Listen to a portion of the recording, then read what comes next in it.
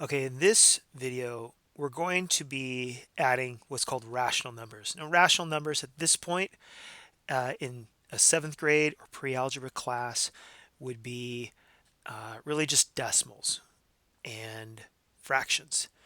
Later on, in another pre-algebra class or even algebra, you'll learn about what exactly rational numbers are. And I can have another video about what they are. But at this point, we're really just talking about decimals, fractions, whole numbers, and such.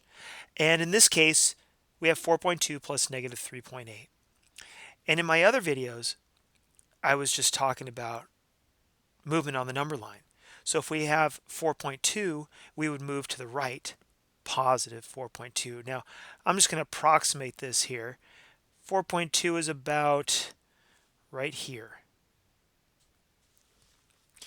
Now, I can't put the exact location, but that's okay because we're going to have to employ a different strategy here.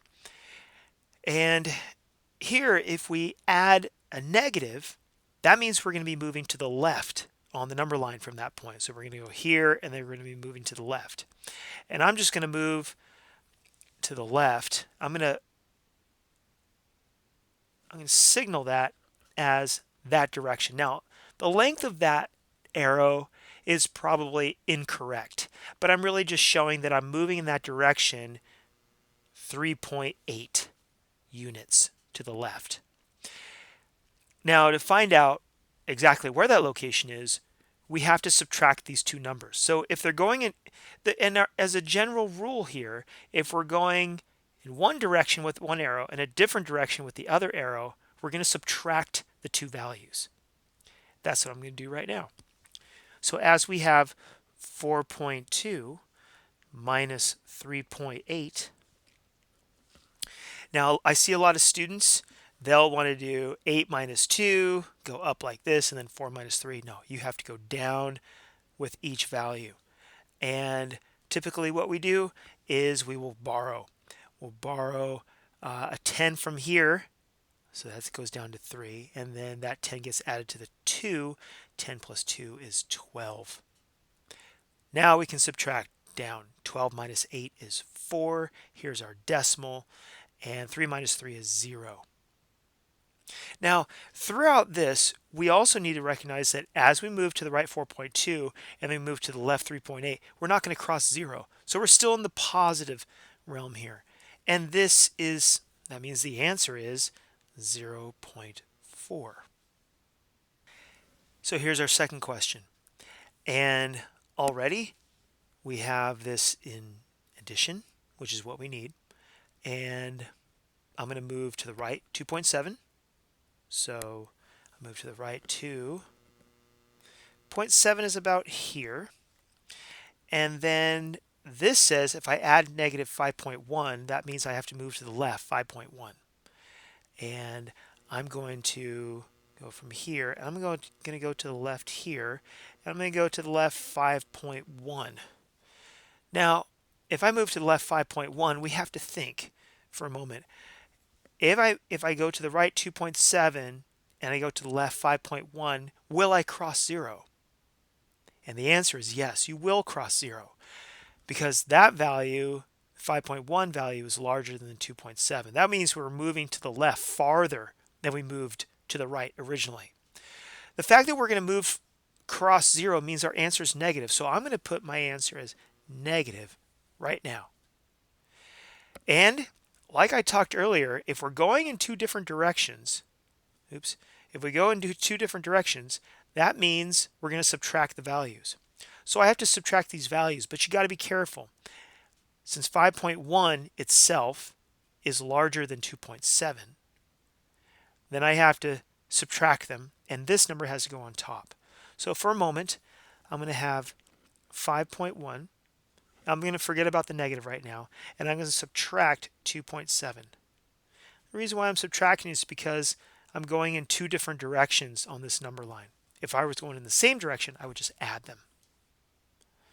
So now this right here, I can't take 7 minus 1 or 1 minus 7. I have to borrow one from the 5. So that means this will be 4. and I can add 1 plus 10, which is 11. And now 11 minus 7 is 4. 4 minus 2 is 2. Keep your decimals lined up. And that's 2.4. Now, we know that the answer is negative because we crossed 0. And the answer ends up being negative 2.4.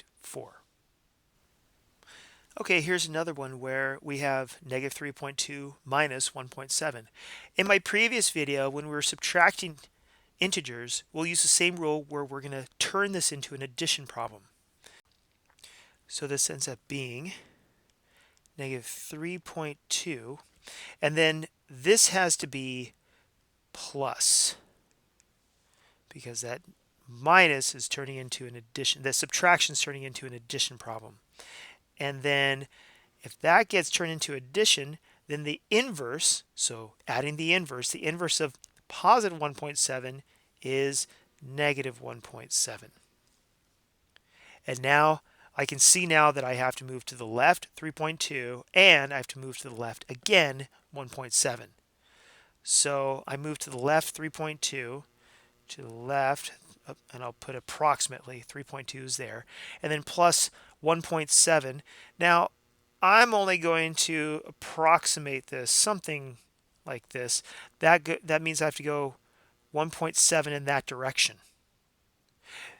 Now, unlike this one, we're going in different directions here. We're subtracting these numbers.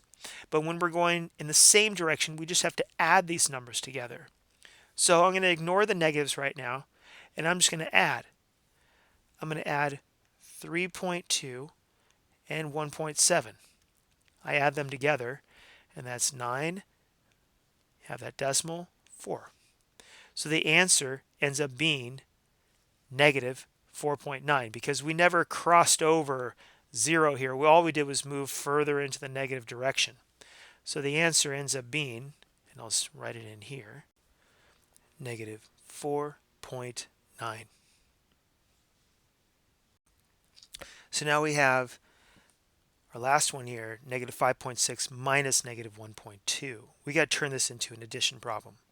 So we start with negative 5.6, and now this is going to be addition because that subtraction is turning into addition.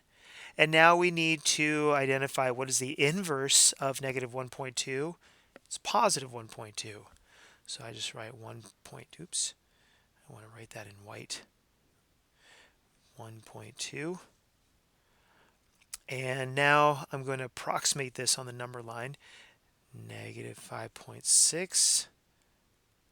5.6 is something like this. Plus 1.2. Something like that. Since I'm going in different directions, I have to subtract the two numbers. And so that means I'm going to have 5.6 minus 1.2, lining up my decimals, which is easy to do in this case. 6 minus 2 is 4, 5 minus 1 is also 4, and we have 4.4. But now we got to think, did we ever cross 0? Well, if we go to negative 5.6 here, and we only go to the right 1.2, we didn't have a chance to cross 0, so our answer is still negative. So the answer then is negative 4.4. And that's it. That is how you add and subtract rational number decimals.